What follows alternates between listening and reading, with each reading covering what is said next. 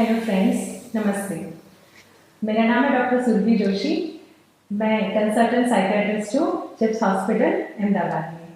तो फ्रेंड्स, आज हम बात करने वाले हैं एक बहुत ही इम्पोर्टेंट टॉपिक के बारे में जिसका नाम है स्किज़ोफ्रेनिया, या तो इसको बोलते हैं विचारवादी। हम सब लोग जानते हैं कि ये बहुत ही बड़ी गंभीर बीमारी है और कई सालों से चलती आ रही है। हम देखते आ रहे हैं, बहुत सारे दर्दी हमने देखे हैं।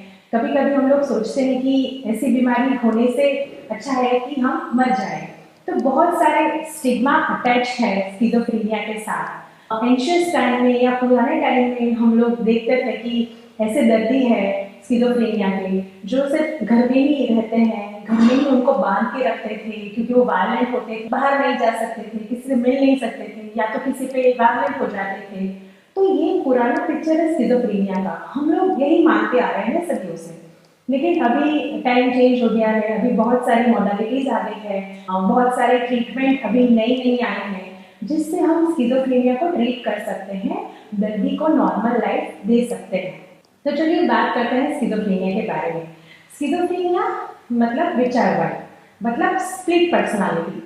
इसका मतलब क्या होता है कि आपके विचार और इमोशन दोनों अलग हैं, दोनों सेम नहीं है। या तो आपके विचार इमोशन में चेंजेस आ रहे हैं जिसकी वजह से ये बीमारी हो रही है।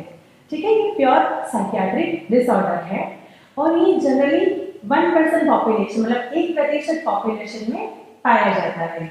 ये मेल और फीमेल दोनों में समान तरीके से ही होता है और ज़्यादा पेशेंट 25 से 45 के बीच में होते हैं।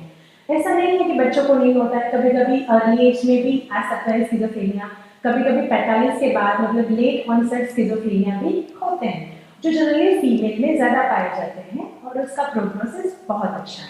तो चलिए जानते हैं कि स्किज़ोफ्रेनिया कैसे होता है। तो स्किज़ोफ्रेनिया होने के 3 कारण हैं। एक तो है जेनेटिक्स, एक होता है एनवायरमेंटल एंड डेवलपमेंटल फैक्टर्स और तीसरा होता है न्यूरोकेमिकल इम्बैलेंस। तो जेनेटिक्स मतलब आनुवंशिक कारण क्या होते हैं। अगर दोनों पेरेंट्स को स्किज़ोफ्रेनिया है, मतलब अगर आपकी फैमिली हिस्ट्री है कि मदर फादर को है, तो बच्चे में होने के चांसेस है 40 से 45%। और अगर किसी एक सिंगल पेरेंट को है तो बच्चे में आने के चांसेस है 10 से 12%। तो अगर स्ट्रॉन्ग फैमिली हिस्ट्री है तो बच्चों में आ सकता है। दूसरा है कि एनवायरमेंटल एंड डेवलपमेंटल फैक्टर्स। तो कभी कभी क्या होता है कि अगर बहुत ही स्ट्रिक्ट पेरेंटिंग है, अगर कभी ऐसे बच्चे बचपन से ही अलूप है, उनको अकेले में रहना ज़्यादा पसंद है, किसी से मिंगलिंग नहीं करते हैं, किसी से मिलते नहीं हैं, कभी स्कूल में कुछ हो गया, कभी पेरेंट्स सेपरेटेड है, पेरेंट्स का अब्यूज़ है, किसी और चीज़ का अब्यूज़ है, तो वो उसी जोन में रहने लगते हैं। और अगर उसके साथ आनुवंशिक कारण भी हो तो आगे जाके लाइफ में बच्चों को स्किज़ोफ्रेनिया होने के चांसेस बढ़ जाते हैं। तीसरा होता है न्यूरोकेमिकल इम्बैलेंस, मतलब कि न्यूरोट्रांसमीटर कम या ज़्यादा हो जाना। तो स्किज़ोफ्रेनिया में जनरली 2 तरीके के ट्रांसमीटर बढ़ जाते हैं, एक है सीरोटोनिन और डोपामिन, दोनों के लेवल स्किज़ोफ्रेनिया में बढ़ जाते हैं। तो ये हो गए हमारे कॉजेस ऑफ स्किज़ोफ्रेनिया। अब चलिए देखते हैं कि स्किज़ोफ्रेनिया के लक्षण क्या है, तो दर्दी को क्या होगा तो हम उसको डायग्नोस करेंगे कि स्किज़ोफ्रेनिया है या नहीं। तो उसमें 3 तरीके के सिम्टम होते हैं, एक होता है पॉजिटिव सिम्टम, दूसरा होता है नेगेटिव सिम्टम और तीसरे होते हैं कॉग्निटिव सिम्टम्स।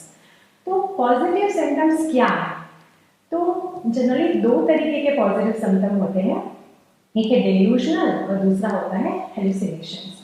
हम सब जानते हैं कि जनरली स्किज़ोफ्रेनिया के पेशेंट में ये 2 सिम्टम ज़्यादा होते हैं और उसी से हम डायग्नोस करते हैं। तो डिल्यूशन क्या है, डिल्यूशन मतलब भ्रमणा, ऐसे तर्क, ऐसे विचार जो सही नहीं है, जो गलत है, लेकिन फिर भी पेशेंट या दर्दी उसको सही मानने लगता है। हम चाहे कितने ही उसको रीजनिंग दे, कितना ही हम उसको परसों करें, कितना ही हम उसको समझाएं, लेकिन वो उस विचार या बिलीफ पे अड़ग रहता है, उसको लगता है यही सही है। तो क्या होते हैं डिल्यूजन, तो मोस्ट कॉमनली ज़्यादातर पाए जाने वाले डिल्यूजन है डिल्यूजन ऑफ परसिक्यूशन। तो ये ज़्यादातर स्किज़ोफ्रेनिया के पेशेंट में देखे जाते हैं। तो वो क्या है कि एक तरह की इनसिक्योरिटी, फियर कि मुझे कोई मारना चाहता है या मुझे कोई मार डालेगा। दर्दी ऐसा भी बोलते हैं कि कोई मेरे पीछे पड़ा है, कोई मेरा पीछा कर रहा है, मुझे या मेरे फैमिली मेम्बर्स को नुकसान होने वाला है, कभी कभी दर्दी को ऐसा लगता है कि पुलिस मेरे पे नज़र रख रही है, कोई जानबूझ के परेशान कर रहा है, थ्रेटन कर रहा है, मारेगा। तो ऐसे सारे सिम्टम्स हैं डिल्यूजन ऑफ परसिक्यूशन में। दूसरा होता है डिल्यूजन ऑफ रेफरेंस। तो उसमें क्या होता है कि दर्दी हर जनरलाइज चीज़ को अपने से कनेक्ट कर देता है। मतलब कि जैसे कि बाहर कोई दो लोग बात कर रहे हैं, दर्दी को लगेगा कि वो लोग मेरे बारे में ही बात कर रहे हैं। अगर दो लोग हंस रहे हैं तो दर्दी को लगता है कि वो मेरे पे ही हंस रहे हैं। तीसरा होता है डिल्यूजन ऑफ कंट्रोल। उसमें दर्दी को ऐसा लगता है कि कोई मुझे कंट्रोल कर रहा है, कोई बाहरी शक्ति है, कोई बाहरी ताकत है, कुछ लोग हैं जो मेरे माइंड को, मेरे थॉट्स को कंट्रोल कर रहे हैं, उस पर उन्होंने वशीकरण कर दिया है। वैसे थॉट्स डिल्यूजन ऑफ कंट्रोल में आते हैं। चौथा होता है डिल्यूजन ऑफ इनफिडेलिटी, मतलब अपने स्पाउस पे शक होना, बार बार शक करना कि उनका किसी के साथ नाजायज संबंध है या अफेयर है। और ऐसे बहुत सारे डिल्यूजन होते हैं, लेकिन ये चार कॉमनली पाए जाते हैं स्किज़ोफ्रेनिया में। दूसरा एक इम्पॉर्टेंट पॉजिटिव सिम्टम है हेलुसिनेशन, मतलब दर्दियों को कानों में आवाज़ें आना। जनरली अगर कुछ भी नहीं है, आसपास कोई भी नहीं है, तो भी दर्दियों को बाहर से कान में आवाज़ें आती हैं। और जब हम पूछें कि वो क्या है तो बताते हैं कि मुझसे कोई बात कर रहा है, कोई लड़का है, कोई औरत है, कोई आदमी है, या बहुत सारे लोग हैं जो मेरे से बातें कर रहे हैं, मेरे पे कमेंट कर रहे हैं।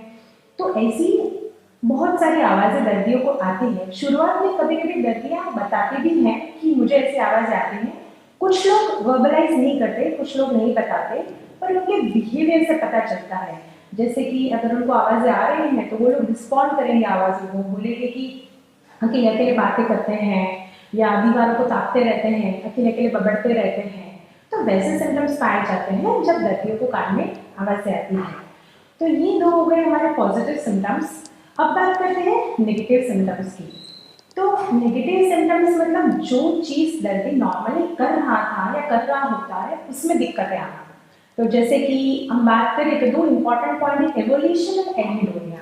एवोल्यूशन मतलब कि जो वो पहले काम ठीक से करता था, जैसे कि जॉब पे जाना है, घर की जिम्मेदारी उठाना है, घर के कुछ काम करना है, बाहर कुछ काम है, तो वो नॉर्मली वो कर पाता था। अभी वो नहीं कर रहा है, वो एकदम से बंद हो गया है।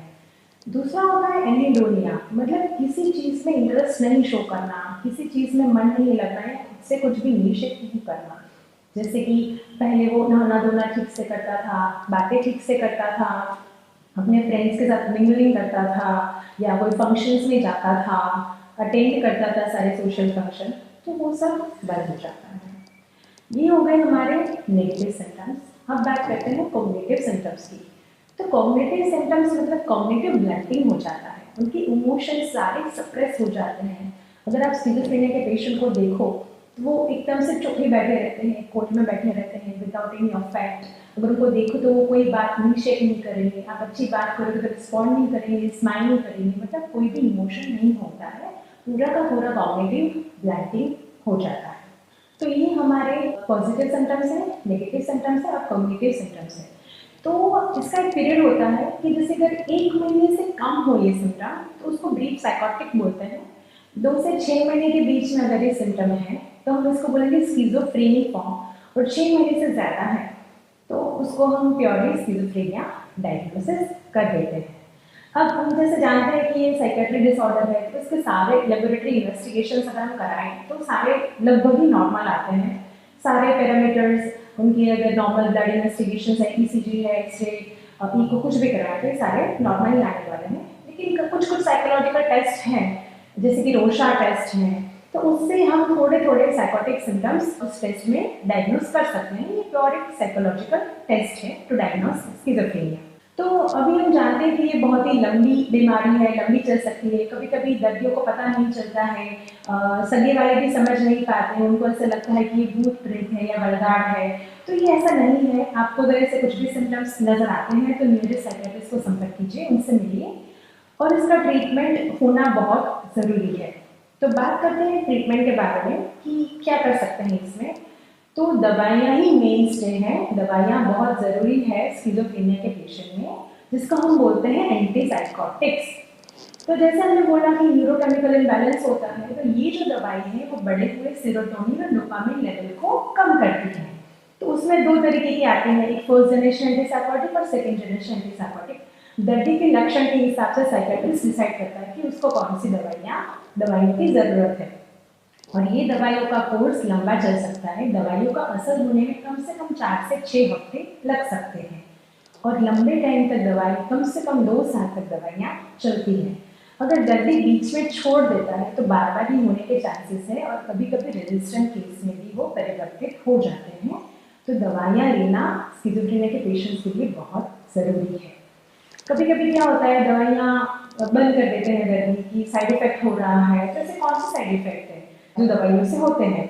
जैसे कि वजन बढ़ना, नींद ज़्यादा आना, हाथ पैर में ध्रुजारी होना, बोलने में दिक्कत होना, जीभ तुतलाना, मुंह में से लाल निकलना। तो ऐसे कई साइड इफेक्ट हैं जो हो सकते हैं दवाइयों से, सबको नहीं होते, हो सकते हैं। तो उसके लिए भी दवाइयाँ देखी जाती है कि वो साइड इफेक्ट कम कर देती है और अगर ज़्यादा हो तो हम लोग दवाइयाँ चेंज करके दूसरी दवाई के दर्दी को डाल सकते हैं। कभी कभी पेशेंट बहुत रिलक्टेंट होते हैं कि मुझे दवाई नहीं लेनी है या मैं नहीं लूँगा, मैं तो कम्प्लीटली ऑलराइट हूँ, मुझे तो कुछ नहीं हुआ है। तो ऐसे केसेस में लॉन्ग एक्टिंग इंजेक्टेबल्स भी अवेलेबल हैं कि अगर दवाइयाँ नहीं लेते हैं जल्दी तो उनको 2 हफ्ते में या 21 दिन में एक बार हम लोग इंजेक्शन लगा देते हैं, जिससे उनके साइकोटिक सिम्टम्स कंट्रोल में रहते हैं। तो फ्रेंड्स, दवाइयाँ तो बहुत ज़रूरी है। स्किज़ोफ्रेनिया के पेशेंट्स के बारे में अवेयरनेस भी इतनी ज़रूरी है। अगर आप देखें कि आपके फैमिली में या नज़दीक के सगे में कोई भी ऐसे पेशेंट्स हैं तो तुरंत ही नियर बाय साइकियाट्रिस्ट को संपर्क करें, क्योंकि स्किज़ोफ्रेनिया अब प्रिवेंटेबल नहीं है पर ट्रीटेबल ज़रूर है। Thank you.